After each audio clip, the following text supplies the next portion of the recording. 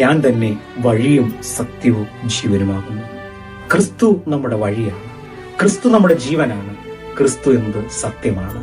അത് തിരിച്ചറിയുകയാണ് ഈ മുറിവുകളിൽ നിന്ന് രണ്ടാമത് നാം സ്വീകരിക്കേണ്ട സന്ദേശം.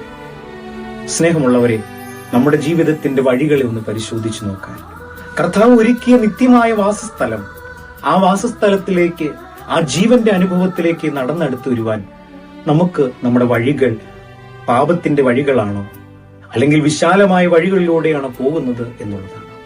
അതോ സഹോദരന്മാരെ പോലെ, പിതാക്കന്മാരെ പോലെ സത്യവിശ്വാസത്തിന്റെ പാതയിൽ ഇടുങ്ങിയ വഴികളിലൂടെ പോയി ആ നിത്യജീവൻ പ്രാപിപ്പാൻ നമുക്ക് പരിശ്രമിക്കാം.